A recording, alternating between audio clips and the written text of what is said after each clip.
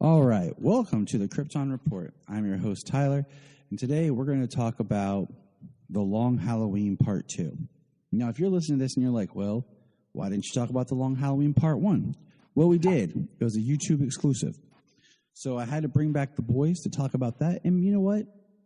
Maybe we'll throw up a Part 1 as an episode. We'll see how this month goes, because life is crazy. But it's horrible to hear me talk by myself, so I brought in the backup. Would you please give a round of applause for Mr. James Cole? What's up? And all the way from a few miles down the road, welcome Mr. Bryan Peters. Hello, ladies. Don't forget about me. And that's Solomon, the boy of steel. And there's Selah, the girl of steel, hanging out, moving around, being crazy with a few more days left till school starts. So let's jump right into this, guys. Jump in the line. Keep your volume. So I believe you. The Long Halloween Part 2. How many times, go around the room real quick. How many times did you watch it, James? I've only had a chance to watch it once because, right. I've got it on in the background right now. I watched the first one twice. I only watched the second once. And I'll say I've watched the second one twice. And I will say that you should watch it twice. I feel that watching it the second time, I liked it better. Not that I didn't like it. I just felt like there was more. You get more out of it, okay? Well, sometimes when, because you and I were such students of film and comics and pop culture, I think and I know this is what I do, and James gets on me all the time about it. When I watch it for the first time, it's me studying it, and then once I'm done studying it, I'm like, okay, this is what we got. Then each time after it, I don't have to study it anymore. Like, I already know what's happening. You know what I mean? Mm-hmm. So I think that's definitely why you enjoyed it more. And I need to sit down and just watch this one big movie. And see, that's my next point. Is right. I can't wait to buy this and watch this one movie, because what I feel about this film is that I feel like when I started this movie, I feel like I was watching a movie, I hit pause, I went and did some stuff for like a month, then sat back down and hit unpause. I don't feel like it really started as a movie. The pacing is like we came in the middle of a movie, because we came at the beginning of like the mid-movie montage. It was like the CW did it, Like, let's give you all this exciting stuff, and then we're just going to take a break for a couple weeks. Oh, we're back. We're back. You know that emotional roller coaster you were on? Yeah, screw that. It's gone. It's gone. It's gone.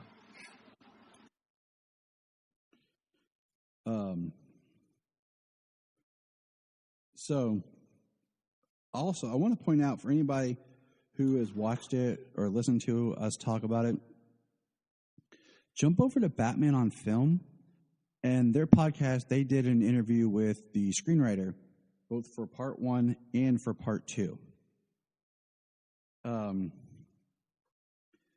So it was really helpful to hear him talk about it.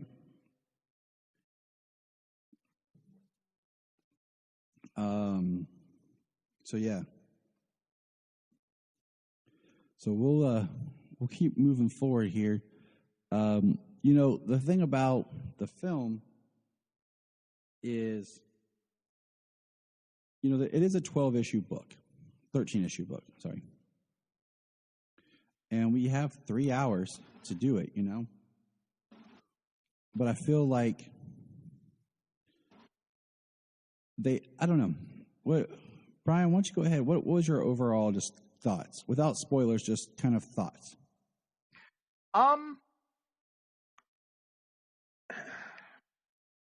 Without spoiling, I thought part one. Just part two. We're trying not to analyze. I know. Part one. I felt like the pace was off. I felt like so much stuff, especially in the beginning, so much stuff got rushed.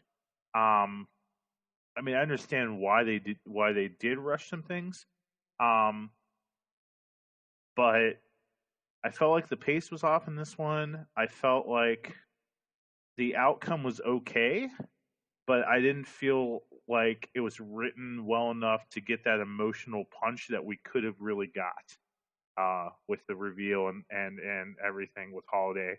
Um, I felt this. I felt the second part just was a little bit of a mess. All right, James, go.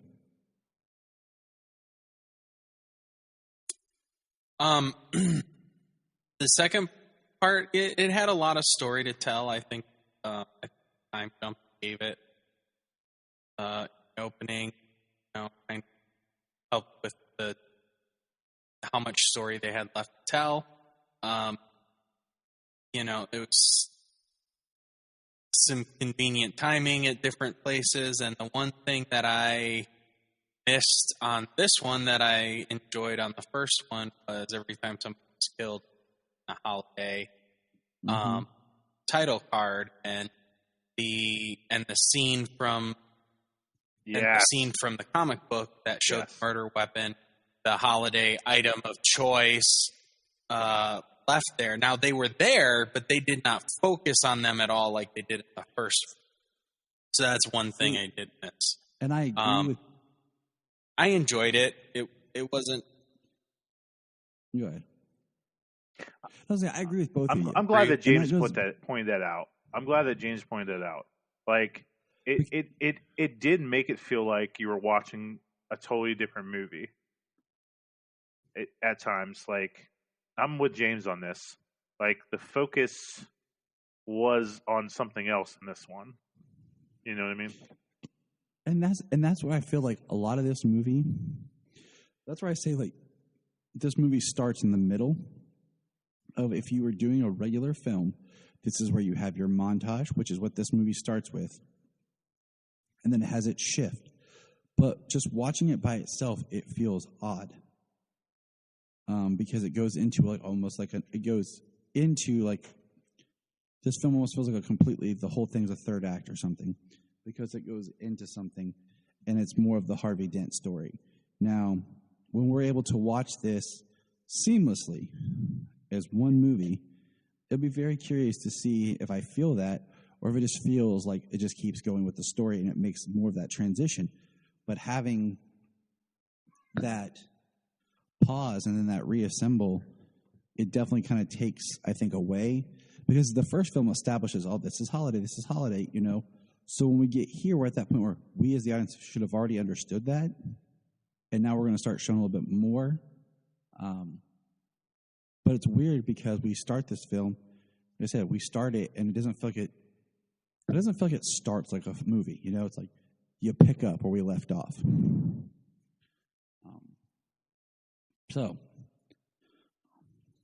Yeah, which is, I mean, kind of what you could expect from a two-part right. film. You know what I mean? Like they could easily, and other two-part movies have done it better, where you pick up and it feels like an opening to a new movie, but with the time constraints that they also have with these films, they kind of just got to drop it back in. What's interesting, okay, just a little behind-the-scenes stuff that I learned. This film was written before Man of Tomorrow came out and was done. So he wrote this and then wrote Man of Tomorrow, and Man of Tomorrow got produced first. When was the JSA movie made? In what order was the JSA movie written? I don't know. You know what I mean? It's a different writer, so I don't know. So, okay. So I feel like considering what happens in Long Halloween 2, I kind of feel like JSA or Long Halloween was written a little bit with JSA in mind. because you kind of got your origin story of the Flash in there a little bit, and then you have Man of Tomorrow. You know what I mean? Like, I was just wondering what the order was of writing stuff. Oh no, carry on.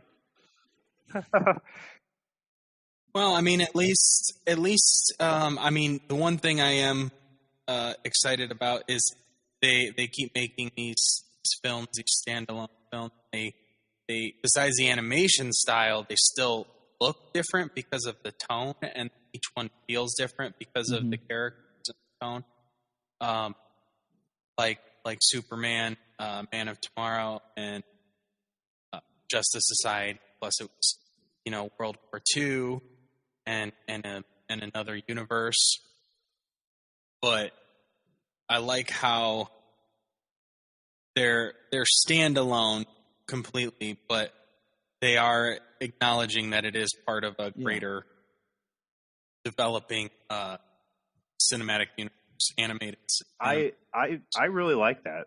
Like, I love it. Like, I think sometimes, I mean, as comic guys, we start reading one story and we're like, oh, well, now I gotta go pick up these few comics so I get part of that story, and even though it's maybe Nightwing's story, oh, something else happened in Batman, or something else happened in Batgirl, and you start to get that with movies now, with comic book movies, especially Marvel.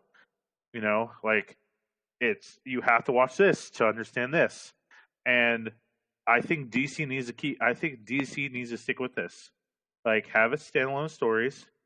Like, of course, we're going to have some Justice League stuff in the future, but I think it needs to be standalone so that people don't have to be like, oh, okay, I got to watch this, and this to understand this movie. Like, some people don't like other characters. Some people may just want to watch Batman, might want to just watch Superman. So I think they need to stick with it. I think it's working great. I think it's doing very well. I mean, I like that there was the post-credit scene that we're alluding to, where Alfred answers the door and it's Flash, and it's the same Flash that we met in Justice Society, and then it's the Green Arrow, which is cool because that shows that other characters are meeting off-screen that we don't know about.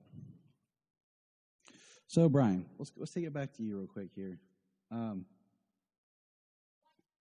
What did you not like about the end? You talked about, now we're getting into spoiled territory, the reveal. You said it's the gut punch that we could have got. What was off to you? Well, I mean, in the first movie, and I think, I don't know if we talked about in the first movie review or I said it in conversation to you guys separate, but with what the heck's her name? Gilda. Yeah. So it was severely hinted at in that first movie that there was something with Alberto and Glenda, or Gilda the witch, whatever. Mrs. Dent. So Gilda. Oh my gosh! All right, Mrs. Dent. It was hinted at that something happened between them, and the Roman took Gilda away from Alberto, and Alberto, she wasn't to be part of that family, and you have this whole story of Gilda lost her baby. Like, the Roman took her baby away from it. The Roman took that baby out of her and made her get an abortion and destroyed that whole life that she could have had with Alberto, and they could have been happy. And you have this awesome story of where Gilda married Harvey. She wanted to get back at the Romans. She wanted to bring him down because he took her baby, he took her child, he took her life. And you get to this climax of Two-Face with the Roman, and Harvey kills the Roman. You could have had the big reveal that Gilda was Holiday all along, which was never clear in the book. I mean, it was always hinted at. Like, you kind of thought maybe her and Harvey were doing, things together, and that probably happened in this movie. But you could have had this big, emotional, powerful reveal of Gilda holding that gun to the Roman's head as Holiday, and then Batman's there and Two-Face is there, and she shoots him, and because he took away everything that she wanted in life. Like, you see this story of her and Harvey, like they're not close. They're barely in love, if at all. She wants a family, and she'll never have that. And I feel like this opportunity for an amazing story for Gilda was just blown away. Was just tossed aside because you wanted to tell somewhat of a Two-Face story. But we know the Two-Face story. We know it. I mean, Two-Face deserves a great story. He does. But was this story really supposed to be about Two-Face, or is it supposed to be about the Holiday Killer and how Batman had to be a detective? And well, I mean, it's always led to the creation of Two-Face. Right. And I feel you got more of that in Dark Victory. You get more of that story there, and you get the story of Robin. But they took away that emotional punch, and then it leaves you hanging like, did she kill Alberto? And if she killed Alberto on that boat, like, where's that? I want to see that scene where she had to deal with killing the man she loved. Like, but she didn't love him anymore. That was the point. Was she was done. Like, she was numb to it, is what you're saying. She was gone. Gilda was gone.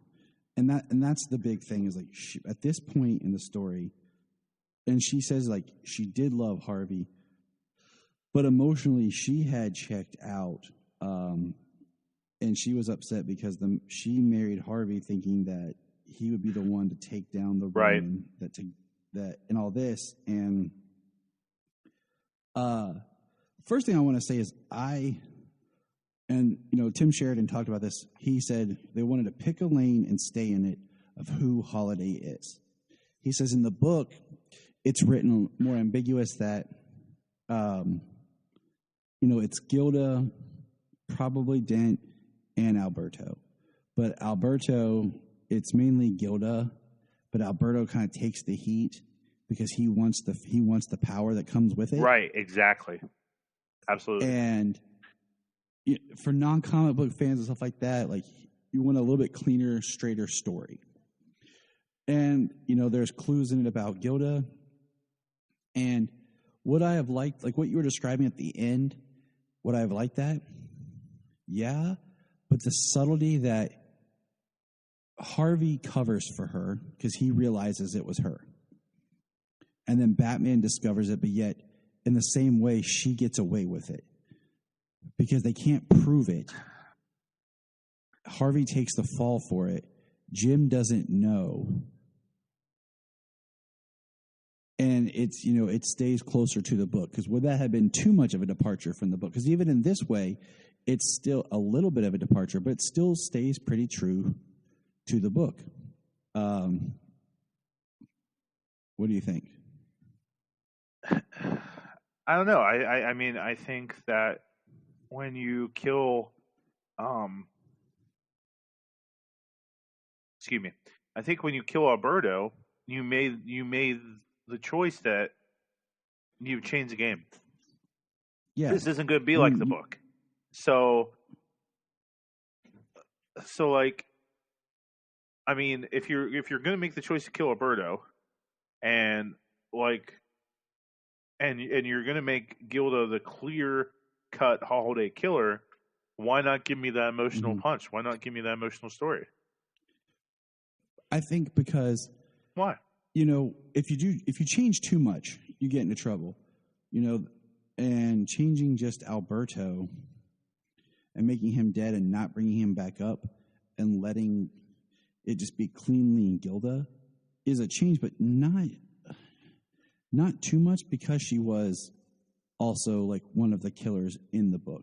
James, give us your opinion on the ending.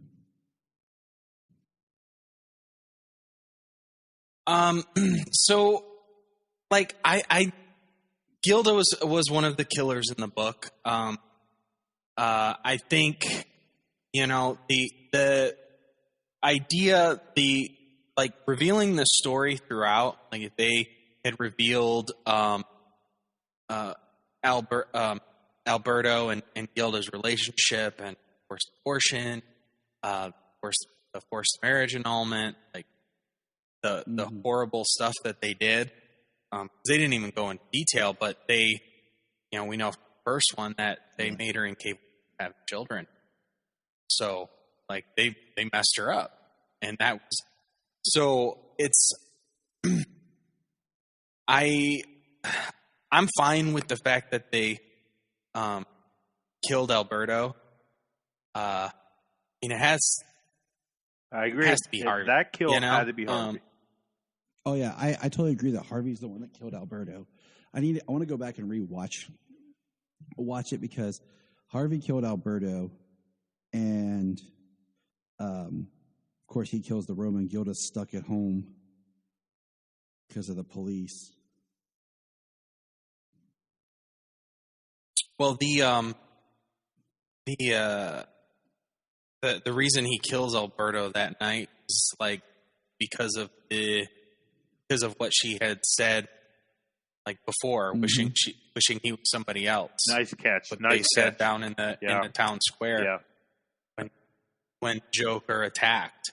So, as a cohesive story, I think that punch, building up to Gilda having that reveal in Harvey, like, I don't know. I don't feel much of a sense of loss with it not being Alberto. Honestly, I probably feel more sense of loss that the Riddler got shot around. The Riddler wasn't present, and got shot around and didn't get killed during April Fool's than the fact that Gilda is one of the killers. No, I'm with you. So that's our big loss. I'm with you, James.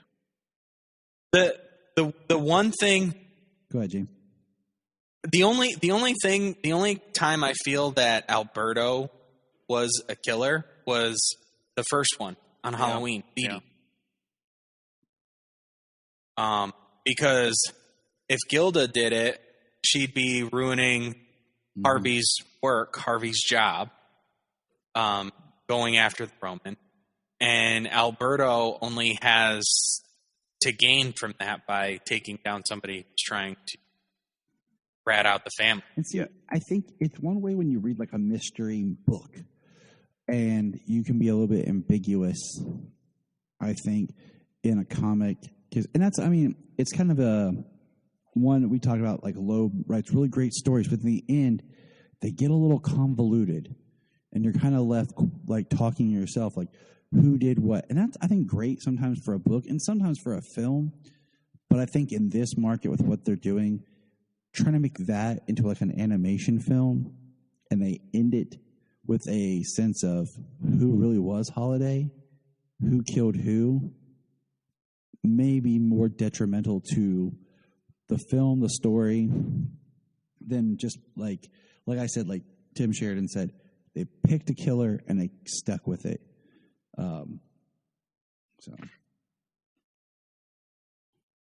Yeah, and they didn't leave it to so ambiguous that it's like, as much as the book is like, well, then killed who? If Alberto was involved and Harvey and Gilda both killed who?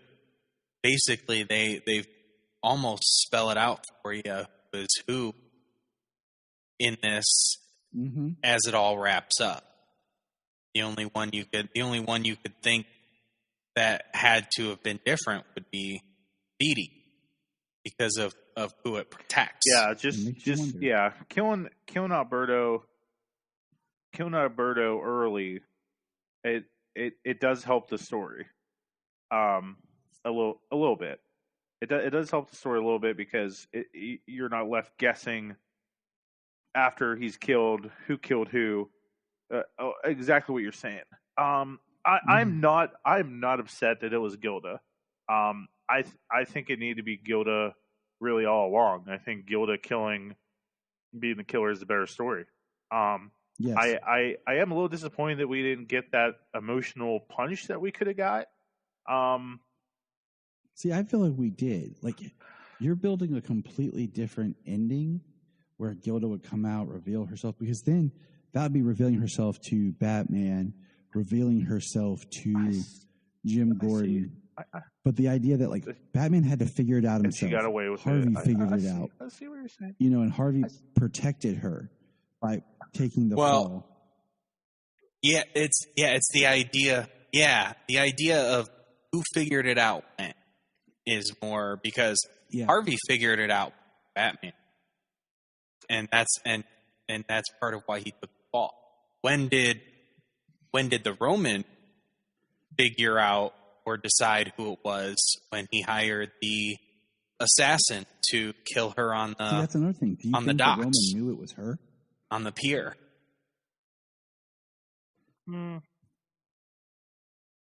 Well, the assassin does say that he wasn't there to kill Harvey. He wanted to kill Harvey yet.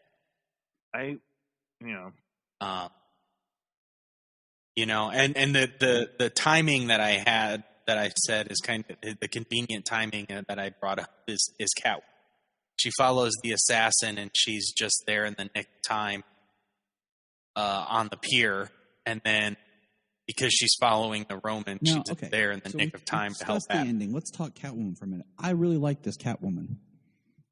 I like this portrayal. They made her more modern. They still gave her a little bit more anti-heroishness and playing both sides, but she was definitely leaning harder with Bruce. And I liked it. You know, it's kind of creating a good storyline for the future. Something a little bit newer that we haven't seen in these animated films. I hate this Catwoman. Really? She revealed who Bruce was. I don't give a crap. It's a mulligan. The guy's dead. I like that she takes her mask off and the Roman looks at her and calls her by her name, her mother's name. I love that scene. That's a great scene. It's a great scene. Yeah, I love how they... So one thing that I really do like about what they've done here is they took the Long Halloween and they took other stories that are tangentially connected When in Rome, yeah. to like When in Rome, Catwoman, and there's another one that I can't remember now. The idea that they've connected that story to this, as well as seeded the future relationship, because it's not.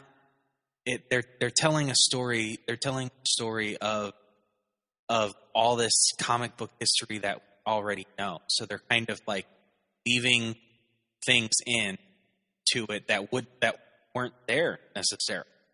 Like Selina's relationship at this time, there wasn't a relationship to be had. It was just kind of a game of cat and mouse. So just them being able to adapt so much history that we already have and put them as story to build a fuller universe, characters and relationships that took years to get to. Starting it here, we can already accept that there's a back history. Build, yeah. I do like they hit on a lot of the points in the book. Certain parts or beats were shuffled a little bit. They're a little moved around, but they were there. I think there's a little bit more Solomon Grundy in here than needed. I would have liked a little bit more Harvey becoming Two-Face. Like, I would like to have seen a scene of actual Harvey losing his stuff, but it was still really good, and I enjoyed it. Two-Face is one of my favorite, if not my favorite, Batman villain, and so I really liked that this story had more Two-Face in it, because I love the part where the two thugs have him and he's on the phone. He says he wants to talk to you, and he hands on the phone and then he shoots the guys. So I thought that was cool. I think that this movies did the original story good justice. I thought it was done very well. I thought the outcome was well. I guess my only complaint is I wish we would have saw Riddler and the April Fool's thing, because I thought that was a nice part in the book that like the holiday didn't kill on April Fool's. So I thought that was kind of cool. But overall, I'm pretty satisfied with it. It didn't ruin the story like Hush did. Because we even talked about this. Like, I don't want the killer to be Harvey, and we were like, oh, what if it's Catwoman? What if Catwoman's the killer? And we were a little worried about that. But it told the story it needed to tell, and it didn't ruin it like the Hush movie did. So. Yeah, they tried to subvert expectations a lot on Hush. Right. They learned their lesson. Yeah, they absolutely. This one, I think they learned. Yeah, I think they learned their lesson about changing it too drastic. That's why I say, like, even reading Hush, you go to the end and like the Riddler, he was involved in kind of pulling the strings on stuff, but it was so convoluted, and they did really well with keeping it clean. Yeah. I love the art style change when Bruce was under the fear toxin. I like how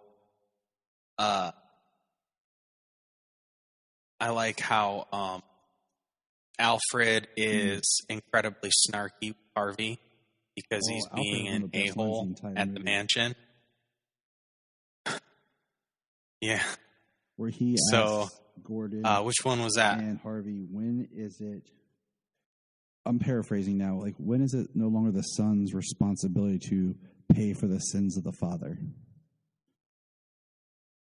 I absolutely love that line. Yeah. I love that line. So, yeah, Alfred.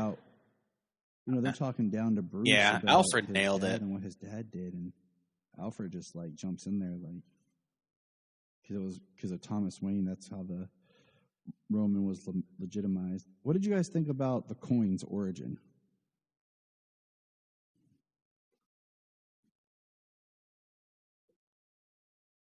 So I see Bruce got it from Roman, and then didn't he give it to Harvey in the first one? Okay. See, I was vaguely remembering on it, so I mean the fact that Harvey can't make a decision without something that came from the guy he's been trying to bring down that he's hated for so long. Mm-hmm. That's iron.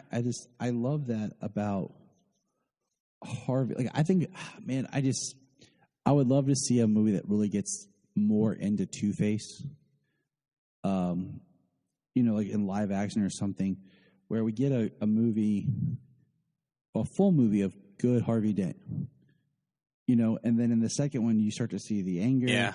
You start to see him having problems. Maybe even he has some sort of trauma where he starts having issues, like you said, making decisions and trying to choose a side, and really starts having problems.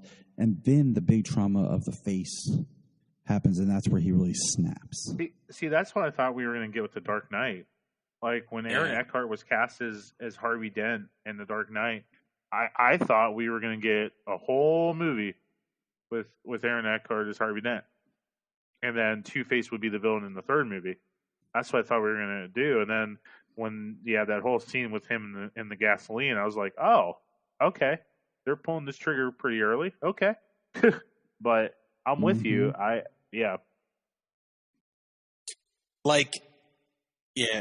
Well, his Absolutely. his performance was fantastic, and he was a great Two-Face for the movie, but he was still not. But for the movie, he wouldn't work anywhere else. He's not a definitive Two-Face. For him, he's still just Harvey Dent. It's just he believes in fair chance now. It's the flip of the coin, live or die. So it definitely is not the same Harvey Dent that we get here. It has some schizophrenia going on, split personality disorder, starting to feel itself, stress of the job and his marriage and these murders. Obviously, whatever murders he committed and whatever murders she committed, it had compounded his stress to why he was cracking. I think they did a really good job here, though. It was a very, very challenging story for Harvey to go from being this district attorney who wants to take down organized crime to being Two-Face. Like, he fell, he cracked, he has two sides to his personality.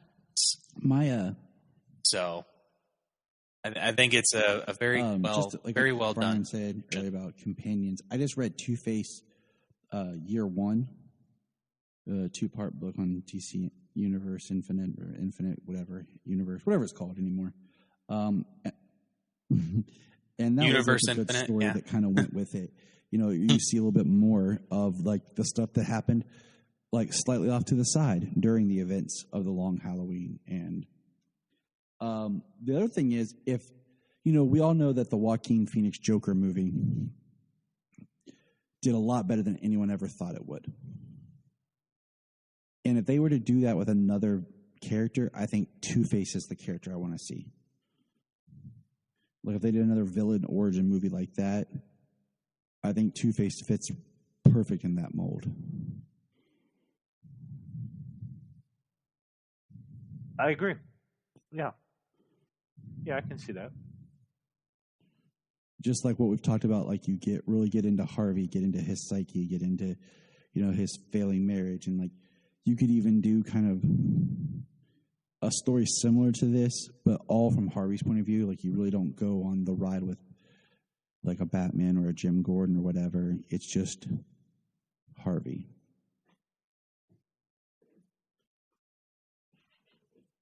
I'll make it. I'll get on that. Now, my question to you is, okay, Mm-hmm. how do you feel about Joaquin Phoenix going to be Pattinson's Joker?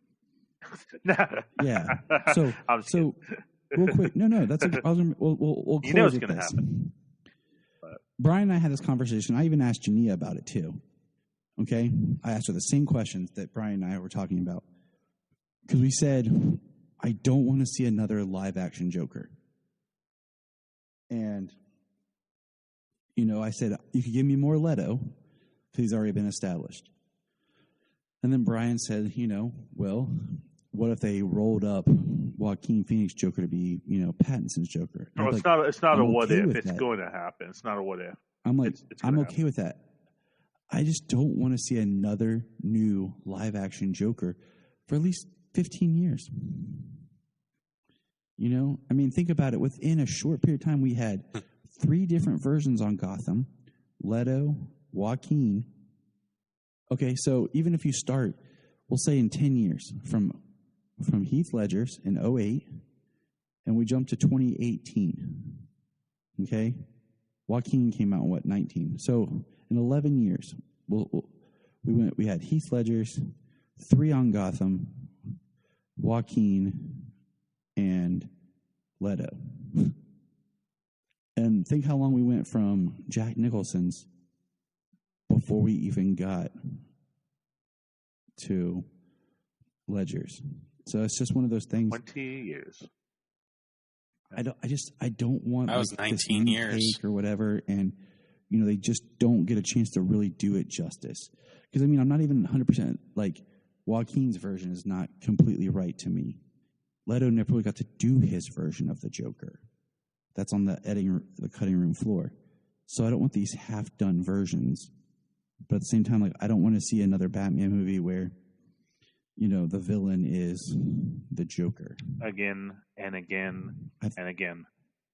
I think that there's other characters that the new Pattinson version can, dig from.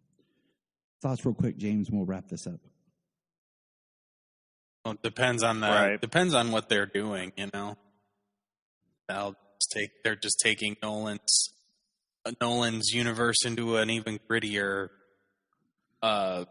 realistic take almost. See how they blend realism and comic.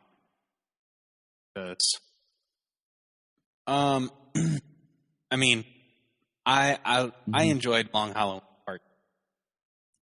I actually can't wait to watch the whole thing, Part 1 and Part 2, and see how the story unfolds as a cohesive movie. Because like when you watch The Dark Knight Returns, it's almost a separate movie. Yeah. When it comes to Part 2. It's just really a sequel. You know what I mean? Like, this is the same story that goes on. And the death and return of Superman. Movie. You know what I'm saying? In a lot of ways, it's a part 2, but it is a completely separate movie also. It absolutely is, because it tells a whole different chapter, but, it does flow a little more, I think, from one movie to the next. I don't know. It feels like this is the same story. It's not a movie that had what seemed to be an ending, and the story's not over yet. And the sequel the sequel of the book is Dark Victory. And even the writer said when they were writing The Long Halloween that they were instructed, don't think of Dark Victory. Write The Long Halloween. So I'm sure there's a way to write around it. I need to reread Dark Victory in detail and think like that. But I feel like in a lot of ways this movie set up the themes to carry into Dark Victory about Batman working alone. And Catwoman saying like he could use a partner or whatever. So I would say you need to give me you need to give me 2 more Batman animated films before you do Dark Victory, because I want to see this Batman alone before you bring in Robin. Like we need just a little bit of this Batman. But in saying that, I really want to see the Bat Family. But I want to see the Bat Family more live action. Together. Like we have every member of the Bat Family in live action somewhere in some Never version, together. But I want to see them together. Absolutely. Yeah. I feel with this universe that they're making, they're kind of getting it seems like they're getting kind of on the ground floor with most of the characters so far, at least. So we get Superman at the beginning, we get Batman at the beginning. It's like year 2, learning that he's going to have to be a better detective than he thought he would ever have to be, and to continue his story as it were to evolve with the Bat Family, like, wouldn't be able to waste much time by having, more than 2 solo films before the family starts. I honestly think that from this one they would start going with Robin next one, and then maybe even a time jump, and then they get the second Robin. That makes sense. Death of the Family. All right. Well, we're going to put a pin in it there, and maybe we'll revisit the subject for sure when hopefully they'll release, the collected as one film soon instead of waiting so long. We can revisit it, and plus we have that special in October Long Halloween book. James, Bryan, thanks for the chat. You can find their info in the notes below. Hook them up on Twitter. Leave your comments. Let us know what you're thinking. And remember, look up in the sky. Hello, everybody. I just want to let you know that Southgate Media Group has its own Patreon. That's right. For $5 a month, you can get exclusive shows, content, and interviews with the different podcasters of the network. This Week in Geek is a Patreon exclusive only series. So check it out. Go www.patreon.com/Southgate Media Group. We are always adding new content. If you want to help out this show and any other show on Southgate Media Group, and you really don't have the extra money to do so, check this out. Go to southgatemediagroup.com. At the top, there's a link to Amazon. Click that, log into your Amazon, shop and buy like normal, and part of the money that you spend comes back to us to help us with our podcasts. The Krypton Report is part of the Southgate Media Group network of podcasts. If you have an interest, check out Southgate Media Group to see if your podcast is there. I bet it is. At the Southgate Media Group website, you can sign up for our newsletter. You'll get info on all the shows, and you can find what you want. You'll also find links to our sponsors where you can get great products and support the podcast. Also, our book, Pod Life, Podcasting Stories. It's a great book. Check it out. It's nice to hear where people come from and why they do what they do. If you're like me and you love listening to different podcasts about Superman, I have a few that I want you to check out. Some of my favorites are The Last Sons of Krypton. Connor and Ray are always reviewing different books, and it's really nice and refreshing to kind of dig back into older stuff. The Aspiring Kryptonian, Tasman and her team are always finding interesting people to interview. Digging for Kryptonite has become one of my favorite ones to listen to, as Anthony digs into different eras of the character. There's always the Always Hold On to Smallville, which I've guested on before, if you're wanting to step back into that nostalgia realm. So check out all these, and there are many, many more. So check out our Twitter, because we're constantly finding new podcasts that inspire and bring hope to everyone.